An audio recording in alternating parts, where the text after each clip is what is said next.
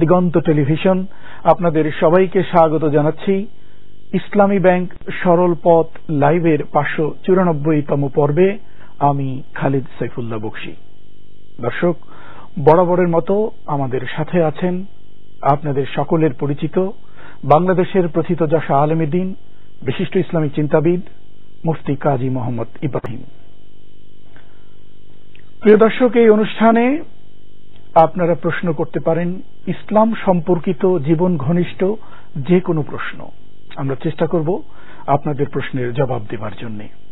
প্রিয় দর্শক, আপনি আমাদের ফোন করতে পারেন, ইমেইল করার মাধ্যমেও আপনি আপনার প্রশ্নের উত্তর জানতে পারেন, এমনকি আপনি SMS-ও করতে পারেন।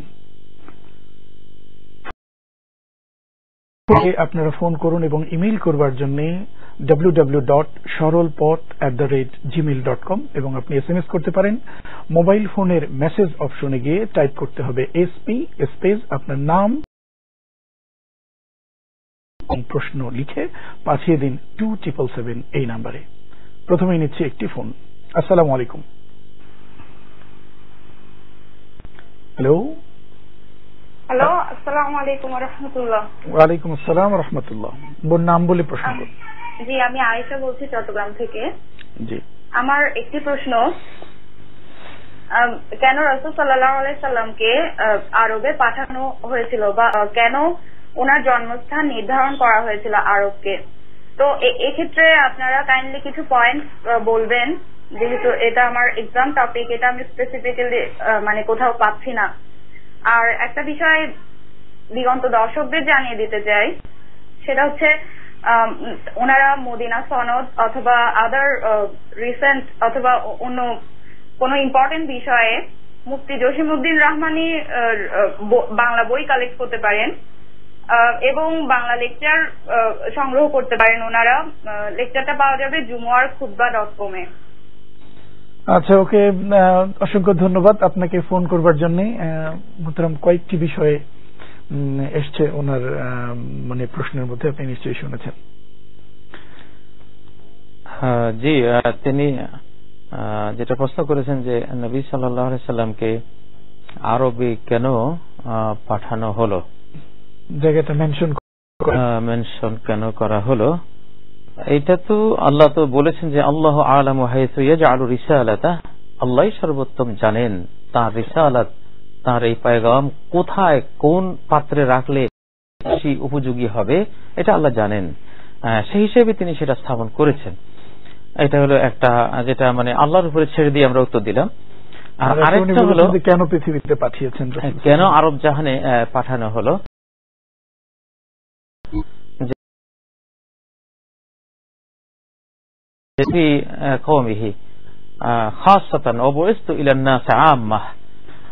যে আগের যুগে নবীদেরকে তাদের স্বজাতির কাছে কেবল পাঠানো হতো, কিন্তু আমাকে পাঠানো হয়েছে সমগ্র মানব জাতির জন্য।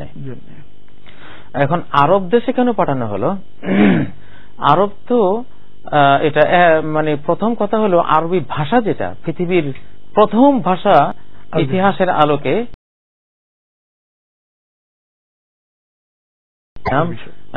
নূহ, এই যে মানে আদম আর হাওয়ার কাছাকাছি নবী রাসূল যারা, নূহ, এবং তার নাম হলো আব্দুল গাফফার, এটা কিন্তু আরবি। শয়তান নামটা আরবি। তো এইসব আরো অসংখ্য দলিল থেকে বোঝা যাচ্ছে যে আরবি ভাষাটা হলো সকল মাতৃভাষার মাতৃভাষা। আচ্ছা, মানে মাতৃভাষা তো হয় আঞ্চলিক, আচ্ছা, কিন্তু ইন্টারন্যাশনাল একটা মাতৃভাষা আছে, মা ভাষা যেটা, সেটা হলো আরবি। আরবি ভাষা বলেছেন যে মানুষ একটা সেন্টার থেকে প্রতি 12 মাইল অন্তর ভাষার মধ্যে একটু করে পরিবর্তন সৃষ্টি হয়। কোরআন হাকিমও যেটা আল্লাহ বলেছেন যে ইখতিলাফু আলসিনাতিকুম আলওয়ানিকুম, তোমাদের ভাষার তারতম্য, রঙের তারতম্য, এটা আল্লাহর একটি নিদর্শন। তো এই তারতম্য হয় পৃথিবীর মানে ভূমির এবং আকাশের পরিবেশগত পরিবর্তনের কারণে। তো সেইভাবে পরিবর্তন হতে হতে আরবি থেকে হাজার বিভিন্ন ভাষা সৃষ্টি হয়েছে। তো কোরআন যেহেতু সমগ্র মানব জাতির জন্য, এই জন্য কোরআনকে এমন এক জাতির কাছে আসা উচিত, এমন এক ভাষায় আসা উচিত যেই ভাষার সাথে পৃথিবীর সকল ভাষার কোনো না কোনো সম্পর্ক রয়েছে। এবং আমরা দেখি যে বাংলাদেশের ভাষায়ও কিন্তু অসংখ্য আরবি শব্দ কিন্তু বিদ্যমান। হ্যাঁ, বিদ্যমান। এবং সেটা ছাড়াও পৃথিবীর ভাষাগুলির মধ্যে ত্রিবর্ণিক যত শব্দ আছে, এই শব্দগুলোর অধিকাংশকে আরবি ভাষায় প্রয়োগ করলে কোনো না কোনো অর্থ বেরিয়ে আসবে। যেমন হাত, বাংলা ভাষার যে হাত, এটা আরবিতে কিন্তু হা আলিফ তা ত্রিবর্ণিক শব্দ হয়। বাংলায় হাত বললে আমরা বুঝি আমাদের হাত, হ্যান্ড যেটা, কিন্তু আরবিতে এটার অর্থ বেরিয়ে আসবে হাত, মানে হাতে বোরহানাক, দাও, তোমার দলিলটা আমাকে দাও। যেমন মাছ, বাংলা ভাষায় কিন্তু দ্বিমাত্রিক, কিন্তু আরবি ভাষায় ত্রিমাত্রিক, মিম আলিফ সিন।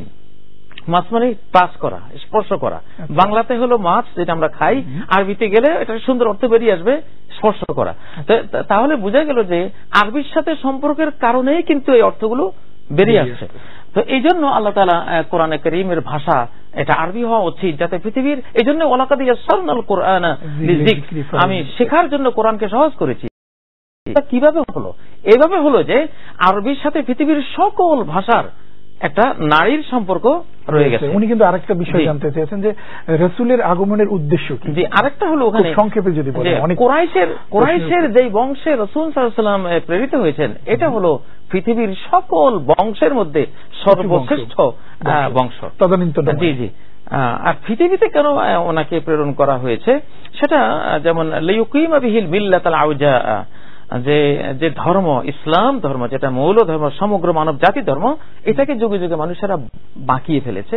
এর মধ্যে অসংখ্য পৌত্তলিকতা, কুসংস্কার ঢুকিয়ে এটাকে নষ্ট করেছে। তো এই মূল মানব ধর্মকে সঠিক মাত্রায় কিয়ামত পর্যন্ত সমগ্র মানব জাতির জন্য যাতে তিনি সঠিকভাবে দিয়ে যেতে পারেন, সেই জন্যই মানব জাতির উদ্দেশ্যে রাসূলকে পাঠিয়েছেন। সকল প্রকার বাঁকা পথ থেকে সরল পথে চলবার জন্যই মূলত রাসূল এবং ইসলামের আগমন। জি, ওমা আরসালনাকা ইল্লা রাহমাতাল লিল আলামিন, এটা হলো রহমত। ধন্যবাদ আপনাকে। আমরা পরবর্তী প্রশ্নে যাচ্ছি, আশা করি উত্তর পেয়েছেন আমাদের দর্শক শ্রোতা। একটা ইমেইল নিয়ে নিচ্ছি। ইমেইলটি পাঠিয়েছেন মোহাম্মদ আলী, দুবাই থেকে। উনি লিখেছেন, during the Salah while reciting a long surah, if we accidentally forget an ayah, should we do? Can we start with a new ayah by skipping the ayah that we forgot? উনি জানতে চেয়েছেন যে আমরা যখন নামাজ পড়ি এবং নামাজ পড়তে গিয়ে যখন লম্বা সূরা পড়ি, তখন যদি আমরা ভুলে যাই বা অ্যাক্সিডেন্টালি যদি কোনো ভুলে যাই, সেক্ষেত্রে আমরা নতুন কোন সূরা ওই মুহূর্তে শুরু করতে। যদি তিনি একটি আয়াত ভুলে গেলেন, তাহলে তিনি সেখানে রুকুতে চলে যেতে পারেন। যদি সালাত হয়ে যাওয়ার মতো পরিমাণে তার আয়াত তেলাওয়াত হয়ে গেছে, তাহলে সেখানে তিনি মানে সূরা কাউসার বা ছোট ছোট 3 আয়াত সমপরিমাণ, জি, এটা তিনি রুকুতে যেতে পারেন। আর যদি তিনি কন্টিনিউ করতে চান, তাহলে মুক্তাদির পেছনে যারা মুক্তাদি আছেন, তারা কেউ লোকমা দিয়ে তাকে সেই আয়াতটি স্মরণ করে দিতে পারেন। আর যদি একাকী পড়ে, জি, সম্ভবত উনি একাকী পড়ার কথাই বলেছেন, একাকী অবস্থায় কি করবেন? এখন এক আয়াত যদি তার স্মরণে না আসে, তিনি সামনের আয়াতগুলো পড়বেন, যেহেতু রব্বানা লা তুআখিযনা ইন নাসিনা ওয়া আখতানা। উনি স্কিপ করে অন্য সূরা যেতে পারবেন? জি, পারবেন। জি, ইনশাআল্লাহ। সেক্ষেত্রে কি সুসিজদার প্রয়োজন আছে কিনা? সহসিজদা এই ক্ষেত্রে নিসিয়ানের কারণে, যেহেতু কদরে মা ইয়াজুজু বিহি সালাহ, যে পরিমাণ কেরাত দ্বারা সালাত বৈধ, সেটা হয়ে গেছে। যদিও এখানে কেউ কেউ এটাকেও শক্তভাবে ওলামাদের মধ্যে কেউ কেউ বলেছেন যে এটা ইয়ে করতে হবে, এটা কি ওয়াজিব তরফের পর্যায়ে পড়ে আসলে। জি, কিন্তু কদরে মা ইয়াজুজু বিহি সালাহ হওয়ার কারণে সহসিজদা এখানে না দিলেও চলবে ইনশাআল্লাহ। আচ্ছা, একটা ফোন নিয়ে নিচ্ছি। দর্শক, আসসালামু আলাইকুম। হ্যাঁ ভাইয়া, আমার প্রশ্নটা হলো যে আমাদের দেশে দেখা যায় যে প্রায় কবরস্থানে জায়গা কিনে রাখে, তারপরে পাকা করে, আসলে কি এগুলি ইসলাম সম্মত কিনা? আপনি নাম বলুন তো, কোথেকে ফোন করেছেন? আমি নারায়ণগঞ্জ থেকে রুমি বলতেছি। আচ্ছা, জি, নারায়ণগঞ্জ থেকে। জানতে চেয়েছে মানে কবরের, আপনার কি বলা হয়ে গেছেন, আরো বলবেন? আচ্ছা, লাইন কেটে গেছে। উনি জানতে চেয়েছেন যে নাম রেখে জায়গা দখল করা বা কবর পাকা করা, এগুলোকে ইসলাম কিভাবে দেখেন? যে রাসূলুল্লাহ সাল্লাল্লাহু আলাইহি সাল্লাম থেকে অনেকগুলো হাদিস রয়েছে এই বিষয়ে, সহিহ মুসলিম সহ বিভিন্ন হাদিস গ্রন্থে, যে নাহা আন ইউবনাল কুবুর, আন ইউবনা আলাল কুবুর, কবরের উপরে কোনো স্থাপনা নির্মাণ করা, কোনো ওয়াল নির্মাণ করা, এগুলো থেকে নিষেধ করা হয়েছে। লা তুজাসসিসুল কুবুর, কবরকে পাকা করো না। তো কবরে পাকা করা, স্থাপনা করা কোন, আর যেমন মক্কায় আমরা গেলে দেখবো একটা পাথর শুধু একটা কবর, যে এটা যে একটা কবর, একটা পাথর দিয়ে এটাকে একটা চিহ্ন দেয়া, যে এর মধ্যে কোনো লেখা লা তাকতুবু আলাল কুবুর, কবর উপর লিখো না, এটাও হাদিসে নিষেধ করা হয়েছে। অর্থাৎ এগুলো কোনো কিছুই আমরা করব না। আচ্ছা, মৃত্যুর আগে অনেকে জায়গা কিনে রেখে দেন যে আমি মারা গেলে যেন আমাকে আমার কেনা জায়গায় অমুক জায়গায় দাফন করা হয়, যদি সুযোগ থাকে, এটাকে ইসলাম কিভাবে দেখে? এখানে একটা বিশ্বাসগত ব্যাপার আছে। যেমন আল্লাহ তো বলেছেন যে ওমা তাদরি নাফসুম বিআইয়ি আরদিন তামুত, কোন ব্যক্তি জানে না কোথায় সে মৃত্যুবরণ করবে। তো সেই বিশ্বাসটা ভেতরে ঠিক রেখে যদি এখানে মারা যাই, কোথায় মারা যাবে সেটা আল্লাহ জানেন, কিন্তু যদি এখানে মারা যায় তাহলে এখানে দাফন করো, এই হিসাবে যদি কেউ সেটা ওসিয়ত করেন, ঠিক আছে, করা যাবে। জি, ধন্যবাদ আপনাকে। এসএমএস একটা নিয়ে নিচ্ছি, পাঠিয়েছেন আমিনা মিরপুর থেকে। জানতে চেয়েছেন, আমি হিজাব পরি, বাট এই গরমের যদি ওড়না দিয়ে ঘোমটা দিয়ে সুন্দর করে আমি আমার মাথা বুক এগুলো ঢাকি, আর এভাবে যদি আমি ঢেকে হিজাব পরি, বোরখা না পরি, তাহলে কি আমার পর্দা রক্ষা হবে? আসলে তো আল্লাহ যেটা বলেছেন সেটা হলো ওয়ালিয়াদরিবনা বিখুমুরিহিন্না আলা জিয়ুবিহিন্না, হিমার ওড়না তারা মাথা থেকে একেবারে তাদের বুক এবং ওড়না দিয়ে যাতে তারা ঢেকে ফেলে। কোরআনে সরাসরি সূরা নূরের মধ্যে আল্লাহ এটা নির্দেশ দিয়েছেন। তো সেই হিসাবে তো এটা তারা করবেন, কিন্তু যখন তিনি বের হবেন, বাড়ি থেকে বাইরে বের হবেন, বাইরে যাবেন, তখন কিন্তু শুধু পোশাক পরে, ওড়না, সালোয়ার কামিজ ইত্যাদি এগুলো পরে বের হলে এটা চলবে না। এটা ইউদনিন আলাইহিন্না মিন জালাবিবিহিন্না, সূরা আহজাবের 59 নম্বর আয়াত, যে ওদেরকে বলো তারা যাতে তাদের জিলবাব, বিশাল চাদর যেটা পোশাকের উপরে পড়বে, লেবাসের উপরে যেটা পড়বে, ওইটা হলো একটা হলো লেবাস, আর একটা হলো হিজাব। আচ্ছা, লেবাস হলো তো যেটা ওনারা পড়বেন, ওড়না ইত্যাদি এগুলো সব লেবাস, কিন্তু হেজাব কোনটা? হেজাব হলো এই লেবাসের উপরে যে জিলবাবটা বা যে বোরকাটা পরবেন, যেটা বেরিয়ে যাওয়ার সময় প্রয়োজন, সেটাকে ফরজ হিসেবে এটা কোরআনের মধ্যে এসছে, তারা যাতে তাদের বিশাল চাদর দিয়ে মাথার তালু থেকে পায়ের তালু পর্যন্ত। আপনি রীতিমতো কোরআন থেকে কোট করে বলছেন। জি, এই কোরআন যে সব কষ্ট হবে, তবে আমরা বোধহয় বোনকে অ্যাডভাইস এভাবে দিতে পারি যে আজকাল কিন্তু অনেক মানে সফট কাপড়, আরামদায়ক কাপড়ের বোরখা, এবং মোটা হলেও যেটা গরমকালেও ঠান্ডা লাগে এমন বেরিয়েছে। জি জি জি, তিনি সেগুলো ব্যবহার করবেন। তার মানে শুধুমাত্র ওটাতে ইয়ে হবে না। আর মেয়েদের জন্য তো সিল্ক ব্যবহার করা বৈধ, সিল্ক কিন্তু ঠান্ডা, সিল্কের মধ্যে ঠান্ডা কাপড় আছে, ব্যবহার করতে পারি। পরবর্তী প্রশ্নে আমরা নিয়ে নিচ্ছি একটা আবারও এসএমএস ওয়াসিম গুলশান থেকে। উনি জানতে চেয়েছেন, উই আর ডু নামাজ in our office space and our lady officer do namaz in same place. It is possible? উনি বলছেন আমরা যেখানে নামাজ পড়ি, পড়বার পর চলে গেলে সেখানে এসে মহিলারা নামাজ পড়ে, এটা পড়তে পারবেন কিনা? পারবেন, তবে তারা হিজাব মেনটেন করবেন যাতে করে নজরে না আসেন আর কি। আচ্ছা, সেই জন্য তারা যেখানে পড়বেন, ও বাইতু সালাতুহা ফি মাখদাইহা খায়রুন মিন সালাতিহা ফি হুজরাতিহা, সে তার একেবারে নিভৃত যেখানে তিনি থাকেন সেখানে যদি সালাত পড়েন, তাহলে তার ঘরের ভিতরেও অন্য রুমে পড়ছে আরো উত্তম। মানে মেয়েরা যত বেশি হিজাবের অন্তরালে সালাত পড়বেন তত বেশি তাদের জন্য সওয়াব। মেয়েরা মসজিদে গিয়ে নামাজ পড়তে পারবেন তো? পারবেন, পুরুষের পিছনে নামাজ পড়তে একেবারে পিছনে যে কাতারে দাঁড়াবেন। আচ্ছা, তো অফিসে যদি নিতান্ত কোনো প্রবলেম না থাকে তাহলে আপনি পুরুষরা যখন সালাত পড়ছেন, নবী সাল্লাল্লাহু আলাইহি ওয়াসাল্লামের পিছনে তো সব সময়ই সাহাবী মহিলারা সালাত পড়তেন, জোহর, আসর, মাগরিব, ইশা, ফজর সব সময় পুরুষরা সামনের দিকে তারা দাঁড়াতেন আর মহিলারা পেছনের দিকে দাঁড়াতেন। তো এটা তো সবসময় এটা বৈধ ছিল, এখনো সেটা বৈধ আছে, তবে সেইভাবে পরিবেশটা করে দিতে হবে। আমাদের দর্শক শ্রোতারা উত্তরটি পেয়েছেন। যাচ্ছি পরবর্তী প্রশ্নে। নাম ঠিকানা নেই। প্রিয় দর্শক, আমি অনুরোধ করব যে আপনারা যখনই ইমেইল করার মাধ্যমে বা SMS করার মাধ্যমে আমাদের প্রশ্ন করছেন, দয়া করে নাম ঠিকানাটা দেবেন। নাম ঠিকানাবিহীন জানতে চেয়েছেন। আসসালামু আলাইকুম। ওয়ালাইকুম আসসালাম। Sir, I want to know about the system of Mudaraba saving account. Please let me know how it is calculated. তিনি বলেছেন যে মুদারাবার ব্যাপারটা উনি আসলে জানতে চেয়েছে এবং এটা হিসাব কিতাবটা কিভাবে হয়, আসলে মুদারাবার ব্যাপারটি উনি বিস্তারিত। ইসলামী ব্যাংকগুলোতে যেটা মুদারাবা হিসাবটা হয় সেটা হলো, হয়তো তার একটা সন্দেহ হয়েছে যে এটা সুদের মতোই তো মনে হয়, যেন একটা পার্সেন্টেজ এখানে থাকে যে 12%, 10% দেবে, তাহলে কি সুদের মতো হয়ে যায় না? অনেকভাবে বলে ওই ব্যাপার ওই একই, হ্যাঁ, মানে ঘুরায় ঘুরায় এই কথাগুলো। এটা ভয়ঙ্কর কথা। এটা কোরআনে এত কঠিন প্রতিবাদ করা হয়েছে সূরা আল বাকারার 275 নম্বর আয়াতে, যে যারা সুদখোর এদেরকে পাগল বানিয়ে কিয়ামতের ময়দানে তোলা হবে। এই জন্য যে যালিকা বিআন্নাহুম ক্বালু ইন্নামাল বাইউ মিসলুর রিবা, এরা বলে বাণিজ্যিক যে লাভ এটা সুদের লাভের মতোই, ওই একটু ঘুরিয়ে ফিরিয়ে। এটা কিন্তু আবু জাহেলদের যুগও তারা এইভাবে বলতো। তো কোরআনের জন্য বলছে এইভাবে বলার কারণে সুস্থ বিবেক বুদ্ধি থাকা সত্ত্বেও এইভাবে কেন তুমি বললা?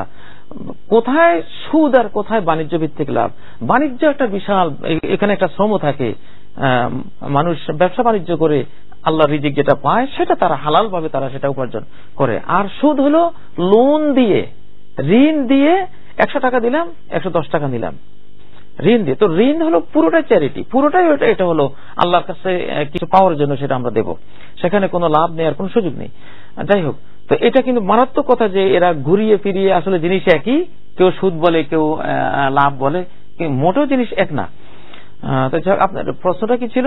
প্রশ্ন ছিল উনি মুদারাবা সম্পর্কে। ইসলামিক ব্যাংকগুলোতে যে মুদারাবা তারা করেন, অর্থাৎ যারা ক্লায়েন্ট আছেন তারা পুঁজি দিলেন। অর্থ কি? যে মুদারাবা মানে হলো আসলে ব্যবসা, এটা হলো পার্টনারশিপের একটা ব্যবসা আর কি, অর্থাৎ এক পক্ষ থেকে পুঁজি আর এক পক্ষ থেকে শ্রম দেওয়া হবে।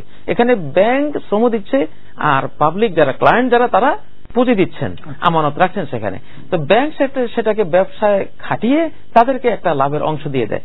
তো এটাকে তারা দেয় যেভাবে, হয়তো তাদেরকে শোনায় যে আপনাকে আমরা সারা বছর এটা হিসেব করে আমরা যেটা দেব এত পার্সেন্ট, 10%, 12% আকারে দিতে থাকবো, কিন্তু ফাইনাল হিসাবে হয়তো কিছু বেশি হতে পারে, হয়তো কিছু কম হতে পারে।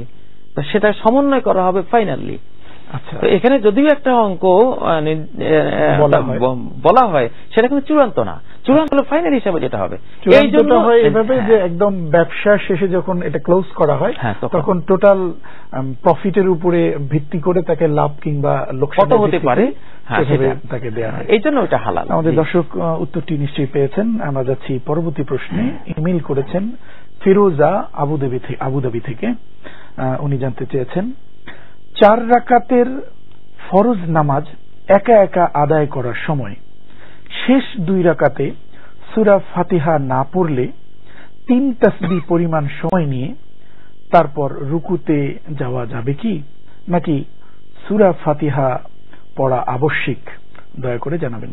সূরা ফাতিহার ব্যাপারে তো সহিহ হাদিসগুলোতে কঠিনভাবে বলা হয়েছে, লা সালাতা ইল্লা বিফাতিহাতিল কিতাব, সূরা ফাতিহা ছাড়া কোনো সালাত হবে না। তো এটা এই জন্য মানে ফিস সালাওয়াতি কুল্লিহা, সহিহ বুখারীতে যেটা সালাত পড়বে একটা বাব তিনি করেছেন, সেখানে ফিস সালাওয়াতি কুল্লিহা সকল সালার মধ্যে সূরা ফাতিহা লাগবে। তো প্রথম 2 রাকাতে তো সূরা ফাতিহার পরে আরো সূরা রাসূল সাল্লাল্লাহু আলাইহি ওয়াসাল্লাম পড়তেন, আর অফিল উখরায়াইন বিসূরাতিল ফাতিহা, জাবির ইবনে আব্দুল্লাহ থেকে হাদিস এসেছে শেষ 2 রাকাতে সূরা ফাতিহা পড়তেন। অতএব সূরা ফাতিহা পড়তে হবে। সূরা ফাতিহার বিকল্প হিসেবে 3 তাসবিহ ইত্যাদি এগুলো না, এটা কোনো সুযোগ নেই। জি বোন, আশা করি আপনি আপনার প্রশ্নের উত্তর পেয়েছেন। প্রিয় দর্শক, আপনারা দেখছেন ইসলামী ব্যাংক সরল পথের 594তম পর্ব। নিচ্ছি ছোট্ট একটা বিরতি, আশা করছি ফিরে এসে সবাইকে পাবো। প্রিয় দর্শক, আপনাদের সবাইকে, আপনারা দেখছেন ইসলামী ব্যাংক সরল পথ। এই অনুষ্ঠানে আমাদের সাথে আছেন মুফতি কাজী মোহাম্মদ ইব্রাহিম। আমাদের প্রশ্ন করুন ফোন, ইমেইল এবং SMS এর মাধ্যমে। আমরা চেষ্টা করব উত্তর দেওয়ার জন্য। শুরুতে একটা ফোন নিয়ে নিচ্ছি। আসসালামু আলাইকুম। হ্যালো, আসসালামু আলাইকুম। ওয়ালাইকুম আসসালাম। আমার প্রশ্নটা ভাইয়া, আমার একটা সমস্যাটা হচ্ছে যে মানে আমার শারীরিক সমস্যার কারণে মাসের প্রথমে একদিন আমার মেয়েদের যে সমস্যাটা হয় প্রতি মাসে, সেটা প্রথম একদিন থাকে, তারপরে 15 দিনে একদিন হয়, 15 দিন পর আবার একদিন হয়, তারপর মাসে শেষে একদিন হচ্ছে। এটা হঠাৎ করে হচ্ছে, তো নামাজটা কিভাবে পড়বো? আর সেকেন্ড কোশ্চেন হচ্ছে যে কুলখানি তো বেদাত, কিন্তু আমি শুনলাম যে আমাদের ঢাকার এক বড় মসজিদে একজনের কুলখানি হয়েছে, যে কিনা নামাজ পড়তো না এবং বিভিন্ন টক শোতে ইসলাম বিরোধী কথাবার্তা বলতো, এবং আমি যখন বলেছি যে এটা ওনার পরকালের জন্য খারাপ হবে, তা এটা কি একজন বললো যে এটা তুমি বলতে পারো না এবং এটা তোমার জন্য খারাপ। আসলে কি তাই? ধন্যবাদ আপনাকে প্রশ্ন করবার জন্য। উনি দুটো প্রশ্ন করবেন। প্রথমটি উনি নামাজের ব্যাপারে এখন কি করবেন উনি? জি, তার যেটা পিরিয়ড যেভাবে হয় তিনি বলেন একদিন, তারপরে 15 দিন গ্যাপ থাকে, আবার 15 দিন পরে। তো রাসূলুল্লাহ সাল্লাল্লাহু আলাইহি ওয়াসাল্লাম এই বিষয়টি সিদ্ধান্ত এভাবে দিয়েছেন যে ফাইজা আকবালাতিল হায়দাতু ফাদাইস সালাহ, যখন তোমার পিরিয়ড শুরু হয় তখন সালাত বর্জন করো। ওয়াইজা আদবারাত ফাসাল্লি, যখন শেষ হয়ে যায় তখন আবার সালাত পড়ো। অতএব যে একদিন তার সমস্যা থাকে সে একদিন তিনি সালাত পড়বেন না, পরে যখন আবার সমস্যা নাই তখন সালাত পড়বেন। আবার যদি 3 বার ঘুরে ঘুরে, কোনো সমস্যা নাই, 3 বার হতেই পারে, 2 বারও হতে পারে। জি, এগুলো জি প্রশ্নের উত্তরটি আপনি পেয়েছেন। ওনার দ্বিতীয় প্রশ্নে যাচ্ছি। উনি বলেছেন কুলখানির ব্যাপারটা। কুলখানি যার জন্য করা হবে এটা বেদা। কুলখানি মানে সূরা ইখলাস ইত্যাদি পড়ে কিছু মাইতের জন্য যে আনুষ্ঠানিক দোয়া করা হয়, জানাজা, কাফন, দাফন ইত্যাদি, এগুলোর পরে মৃত ব্যক্তির জন্য আর কোনো আনুষ্ঠানিক কোনো ইবাদত নেই। এমনি ব্যক্তিগত উদ্যোগে জারিয়া কিছু দিতে পারে, রব্বির হামহুমা কামা রব্বায়ানি সাগীরা দোয়া পড়তে পারে, এগুলি ঠিক আছে। কিন্তু কোন শ্রাদ্ধ, কোন কুলখানি, এগুলি সব টোটাল বেদা। মান আহাদাসা ফি আমরিনা হাযা মা লাইসা মিনহু ফাহুয়া রাদ্দুন। নবীজি বলছেন আমার এই ধর্মের মধ্যে, দ্বীনের মধ্যে নতুন কিছু উদ্ভাবন যেই করুক না কেন সেটা প্রত্যাখ্যাত হবে, বিদআত হবে। জি, আশা করি উত্তর পেয়েছেন। পরের প্রশ্নটি নিচ্ছি। SMS প্রশ্ন পাঠিয়েছেন রেজা, কিন্তু আপনি জানাননি কোত্থেকে করেছেন। আপনি জানতে চেয়েছেন what is the instruction of rule in Islam about tattoo. অর্থাৎ যে আজকাল যে শরীর খোদাই করে একদম ব্লেডিং করে যে উল্কি করা হয়, এটা সম্পর্কে শরীয়তের কোনো নিষেধাজ্ঞা আছে কিনা বা কোনো পরামর্শ আছে কিনা? জি, এটা অসংখ্য হাদিস রয়েছে সহিহ বুখারী সহ বিভিন্ন হাদিস গ্রন্থে, যে লানাল্লাহুল ওয়াসিমাত ওয়াল মুস্তাওসিমাত, যে উল্কি আঁকে খোদাই করে শরীরে, লানত, এবং যারা এগুলো অর্ডার দিয়ে অন্য লোক দিয়ে এগুলি করিয়ে নেয় তাদের উপরে লানত, যারা এটা বিজনেস করে, এটা হারাম। আর শরিয়ার যে কোনো জিনিস যদি শরিয়া লানত দেয় সেখানে সেটা হারাম, অবৈধ। এবং মুসলমানদের কালচার না, এটা হতেই পারে না। জি, এটা তাগয়িরে খালকুল্লাহ, আল্লাহ সৃষ্টির যে ধারা এটাকে চেঞ্জ করে দেয়া, সৃষ্টিকে চেঞ্জ করে দেওয়া, এটা শয়তানের পক্ষ থেকে হয়, এটা হারাম। এটা হারাম। রেজা, আশা করি আপনার প্রশ্নের উত্তর পেয়েছেন। পরের প্রশ্নটি পাঠিয়েছেন, আপনিও নাম ঠিকানা লেখেননি। আপনি পাঠিয়েছেন আমার ওয়াইফ আমার ইচ্ছার বিরুদ্ধে চাকরি করছে, তার বাবা মা তাকে এই চাকরি করার জন্য উৎসাহিত করছে, এখন আমার কি করণীয়?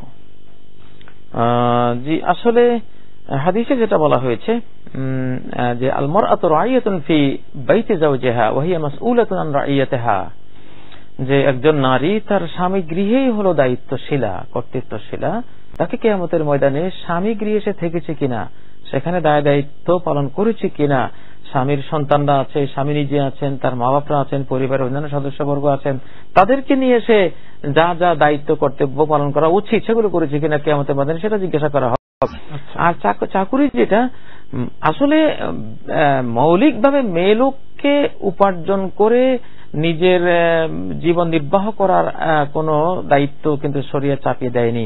শরিয়া বলেছে ওয়ালাল মাউলুদি লাহু রিজকুহুন্না ওয়া কিসওয়াতুহুন্না বিল মারুফ, যিনি সংসারের পিতা বা স্বামী তারই দায়িত্ব নারীদের রিজকুহুন্না, তাদের খাবার দাবার, চিকিৎসা, শিক্ষা যা লাগে সবকিছু নির্বাহ করবেন। ও কিসওয়াতুহুন্না, তাদের পোশাক আশাক যা লাগে এগুলো সব নির্বাহ করবেন, এটা পুরুষের ফরজ। তো তাহলে নারীর উপরে যেটা আল্লাহর দায়িত্ব চাপা নেই সেটা জোর করে সেটা করবে কেন? আর আরো স্বামীর ইচ্ছার বাইরে, যেখানে বাইহাকির যে হাদিসটি আসছে যে ইন্নাল মারআতা ইযা সাল্লাত খামসাহা, একজন নারী যখন তার 5 ওয়াক্ত সালাত ঠিকমতো পড়বেন, তারপর ওসামাত শাহরাহা, রমজান মাসের সিয়াম, 1 মাসের সিয়াম তিনি যখন পালন করবেন, ও আতাআত বালাহা, তার স্বামীর আনুগত্য তিনি করবেন, স্বামী যা পছন্দ করে সেটা করবেন। এবং কোরআনে সেটা বলা হয়েছে ফাসসালিহাতু কানিতাতুন হাফিজাতুন লিল গায়বি বিমা হাফিজাল্লাহ, সূরা নিসা 34 নম্বর আয়াত, যে যারা সচ্চরিত্রা নারী, আল্লাহওয়ালি নারী, ভালো রমণী যারা, তারা কেমন হয়? কানিতাতুন, তারা স্বামীর অনুগত হয়, স্বামী যেটা পছন্দ করেন সেটা তারা। যেটা এমন হয় যে হাজবেন্ড তো চাচ্ছেন, স্ত্রীও চাচ্ছেন, বাবা মা সবাই চাচ্ছেন, সেক্ষেত্রে সেই পর্দার সাথে সুন্দরভাবে যদি সে পরিবেশ দেয়া যায় যেখানে শরীয়তের কোনো ভায়োলেশন নেই, এবং জি, তাহলে সেই পরিবেশে তারা করতে পারেন। তবে এখানে একটা কাউন্সিলিং করে নেবেন তিনি তার স্বামীর সাথে। স্বামী যদি নারাজ থাকে তাহলে দেখা যাবে যে এই চাকুরির কারণে সংসারী মধ্যেই সংসার ধ্বংস হয়ে যেতে পারে এমনটি। আশা করি আপনি আপনার প্রশ্নের উত্তর পেয়েছেন। পরের প্রশ্নটি পাঠিয়েছেন SMS এর প্রশ্ন, আপনিও নাম ঠিক। নাভির নিচে প্যান্ট পরি কিন্তু উপরে শার্ট ও গেঞ্জি থাকে, এতে নামাজে কোনো সমস্যা হবে কি? নাভির নিচে কাপড় পরবে না, নাভির উপর থেকে শুরু করবে। মা ফাওকা সুররাত ইলা রুকবা, আওরাতুর রাজুল, যেটা পুরুষের যেটা সর্বদাই ঢেকে রাখা ফরজ অঙ্গ, নাভির উপর থেকে হাঁটু পর্যন্ত। তো যদি শার্ট গেঞ্জি দিয়ে ঢাকা থাকে, এটা একটা ইদানিং দেখতে পাচ্ছে, এটা পাশ্চাত্যের অনুসরণে। এখানে একটা জিনিস মনে রাখতে হবে যে যেই কোনো বিষয়ে কোনো বিজাতির, কাফের জাতির অনুকরণ হয় সেটা হারাম। কাফের অনুকরণ কোন পোশাক আশাক সাংস্কৃতিক বিষয়ে, কৃষ্টি কালচার সংস্কৃতির বিষয়ে যদি কোনো কাফের অনুকরণ শুরু হয় এটা হারাম। মান তাসাব বিকওমিন ফাহুয়া মিনহুম, যে তার সংস্কৃতিতে কোন বিজাতির সাথে সাদুর্য তৈরি করবে সে তাদের একজন। কঠিন কথা এটা। অতএব ইদানিং যেটা আমরা দেখতে পাচ্ছি, নাভির নিচে এমন ভাবে প্যান্টগুলো পরা হয় যখন সে একটু উপর হয় আরো নিচে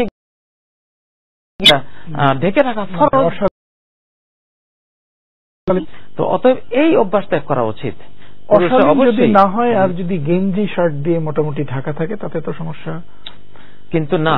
সেখানে সমস্যা একটা আছে, সেটা হলো কুল্লু মা ইতাযাররাউ বিহি ইলা মাহযুরিন ফাহুয়া মাহযুরুন, যেটা একটা হারামের উসিলা হয়ে যেতে পারে, সেই উসিলাও কিন্তু হারাম।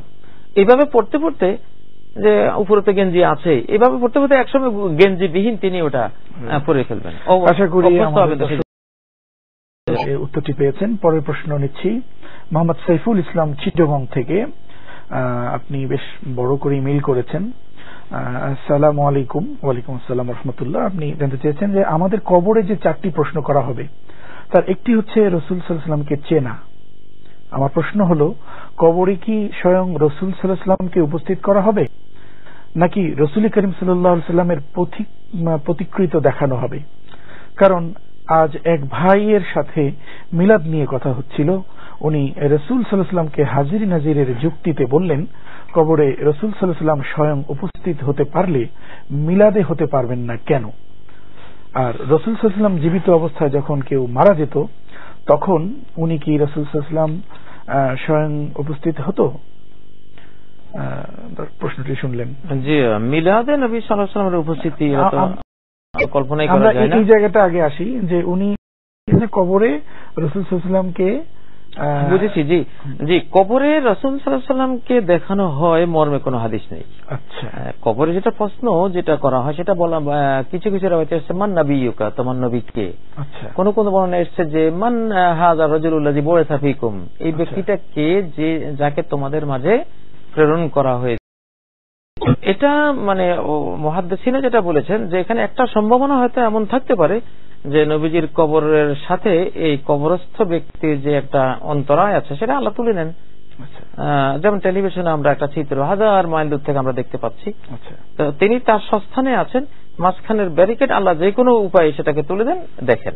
এটা হতে পারে, এটা কিন্তু হাদিসে নাই, এটা কল্পনা, একটা ব্যাখ্যা। কিন্তু যেটা মূল কথা, যেটা হাদিসে ওটা সাপোর্ট আমরা পাচ্ছি, সেটা হলো মান হাযা রাজুলুল্লাযী বুইসা ফীকুম, এই বিশেষণের, এই গুণ বৈশিষ্ট্যের মানুষটি কে যাকে তোমাদের মাঝে প্রেরণ করা হয়েছে। এটা আর কি ওখানে কবরে যেটা হাদিস থেকে বোঝা যাচ্ছে যে রাসূল সাল্লাল্লাহু আলাইহি ওয়াসাল্লামের গুণ বৈশিষ্ট্য উল্লেখ করে তোমাদের মধ্যে প্রেরণ করা হয়েছে। প্রেরণ কিন্তু ওনার একটা বৈশিষ্ট্য, রাসূল হিসেবে কে এসছেন, উনি কে, তো এইভাবে জিজ্ঞাসা করা হবে ওনার বৈশিষ্ট্য কি। তো উত্তরে আসবে যে হুয়া মুহাম্মাদুন হুয়া রাসূলুল্লাহ সাল্লাল্লাহু আলাইহি ওয়াসাল্লাম জাআনা বিল বাইয়িনাতি ওয়াল হুদা ফাআজাবনাহু ওয়াত্তাবা'নাহু। তিনি আল্লাহর রাসূল, তিনি মুহাম্মদ সাল্লাল্লাহু আলাইহি ওয়াসাল্লাম, তিনি আমাদের কাছে এসেছেন দলিল প্রমাণ ইত্যাদি নিয়ে, আমরা তার ডাকে সাড়া দিয়েছি, তার অনুসরণ করেছি। তো এটা হলো এই গুণের, এই বৈশিষ্ট্যের মানুষটি কে, এই জাতীয় একটা প্রশ্ন। এখানে ওনাকে দেখিয়ে প্রশ্ন করা হবে, আসলে এটা কিন্তু সেটাকে বেস করে বলা হচ্ছে যে রাসূল সাল্লাল্লাহু আলাইহি ওয়াসাল্লাম যদি কবরে আসতে পারেন, জি, তাহলে মিলাদের মধ্যে আসতে পারবেন না কেন? কবরে আসার কোন হাদিস, কবরে আসতে পারেন এটা কোন রওয়ায়েতেই নেই। সেটা যেটা আমরা বলেছি যে কোন কোন হাদিস বেত্তা নিজের ব্রেন থেকে ব্যাখ্যাটা দিয়েছেন যে হতে পারে রাসূল নিজের কবরে আছেন, এখান থেকে হয়তো তাকে দেখানো হতে পারে, এটা হতে পারে। কিন্তু এটার পক্ষে আমরা হাদিসে কোনো সমর্থন পাই না। সমর্থন পাই যে এই গুণ বৈশিষ্ট্যের মানুষটি কে। আচ্ছা, এটা তো এটাই হলো শক্তিশালী। আর মিলাদের মাধ্যমে রাসূল সাল্লাল্লাহু আলাইহি ওয়াসাল্লাম হঠাৎ করে আসছেন না, না, এটা আসার, এটা একেবারে ভ্রান্ত কথা। ও হারামুন আলা ক্বরিয়াতিন আহলাকনাহা আন্নাহুম লা ইয়ারজিউন, সূরা আম্বিয়ার 95 নম্বর আয়াতে আল্লাহ বলেছেন যে যাদেরকে মৃত্যু দিয়েছি তাদের জন্য অবধারিত যে আর পৃথিবীতে কোথাও তারা কখনো ফিরে আসবে না, আর সুযোগ নেই। পরের প্রশ্নটি পাঠিয়েছেন আব্দুল্লাহ। আপনি জানতে চেয়েছেন, বলেছেন যে অনেকে বলছেন ইসলামের হিফাজত নয়, আগে মানবতার হিফাজত করুন। আমার প্রশ্ন হলো, ইসলামের হিফাজত হলে কি মানবতার হিফাজত হয় না? অবশ্যই হয়। ইসলামের হেফাজত হলেই তো মানবতার হেফাজত হয়।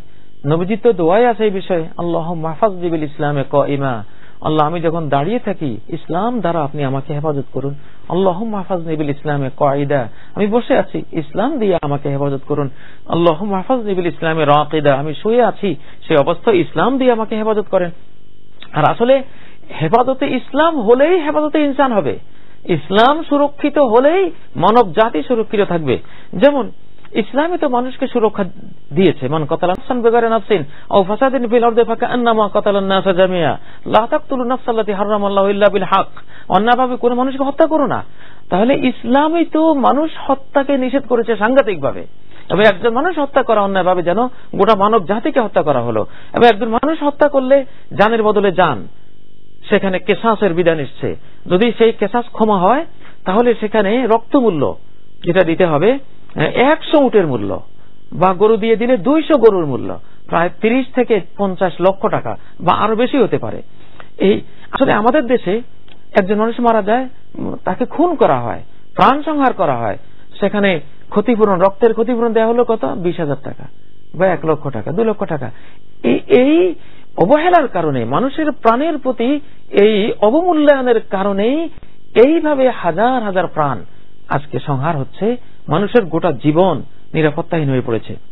এই জন্যই কোরআনে কারিমের সূরা আল মায়েদার 179 নম্বর আয়াতে আল্লাহ বলেছেন যে ওয়ালাকুম ফিল কিসাসি হায়াতুন ইয়া উলিল আলবাব, হে জ্ঞানীরা, কিসাসের মধ্যে হত্যার বদলে হত্যা যদি হয়, অথবা যদি কেউ হত্যা হলে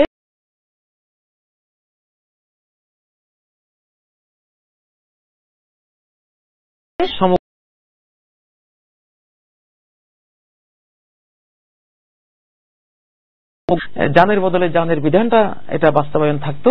এবং রক্তমূল্য যেটা 30-40 লক্ষ টাকা যদি নিহত ব্যক্তিকে দেয়া হতো, সহজেই কারো দ্বারা, কারো বিল্ডিং দ্বারা, কারো কোনো কাজের দ্বারা কোনো মানুষের প্রাণ সংহার হোক, সবাই সতর্ক থাকতো, ফলে এই হত্যাকাণ্ডগুলো বন্ধ হতে পারত। এটা সৃষ্টিকর্তা যিনি প্রাণ সৃষ্টি করেছেন তিনি তো জানেন কিভাবে কোন বিধান দিলে এই প্রাণগুলো সুরক্ষিত হবে। আমরা আহ্বান জানাই আমাদের জাতিকে যাতে এই বিধানগুলো আমাদের দেশে চালু করা হয়। কিন্তু আল্লাহর দেয়া বিধি, নিয়ম বা আইন, এগুলোকে বলা হচ্ছে বর্বর আইন।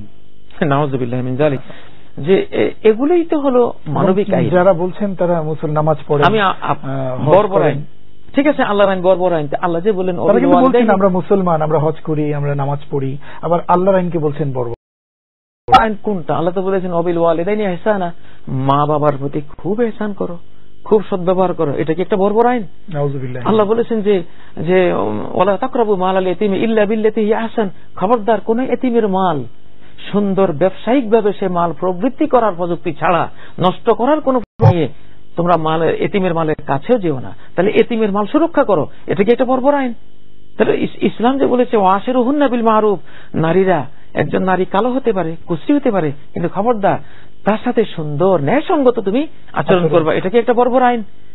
ইসলাম যে বলল যে কুল্লু মা আনফাকতুম মিন খায়রিন ফালিল ওয়ালিদাইনি ওয়াল আকরাবিন ওয়াল ইয়াতামা ওয়াল মাসাকিন, তুমি যত ভালো জিনিস ব্যয় করবা, এটা মাকে খাওয়াও, এতিমকে খাওয়াও, মিসকিনকে, ফকিরকে খাওয়াও, এগুলো কি সব বর্বর আইন? নারীদেরকে টাকা দিয়ে ঘরে আনতে হবে, ঘরে আনো। আতুন নিসা সাদুকাতিহিন্না নিহলা, সম্পূর্ণ দান হিসেবে নারীকে তার মোহরানা দিয়ে দাও। এটা কি একটা বর্বর আইন? তারপরে ইসলাম যে বলেছে, এমনকি যে যদি কেউ সরকার হয়, সরকার যদি একটা ভালো নির্দেশ দেয় তোমাকে, একটা সৎ যেটা ভালো সেটা বলে, তাহলে আতিউল্লাহ ওয়া আতিউর রাসূল ওয়া উলিল আমরি মিনকুম, আল্লাহর আনুগত্য করো, রাসূলের আনুগত্য করো। সরকার বা কর্তৃত্বশীল যারা, উলামায়ে কিরাম যারা, এরা যদি কোনো হক সত্য কথা বলে, আনুগত্য করো। এটা কি বর্বর আইন? আপনি দেখান কোন কথাটা কোরআনে আছে এটা বর্বর?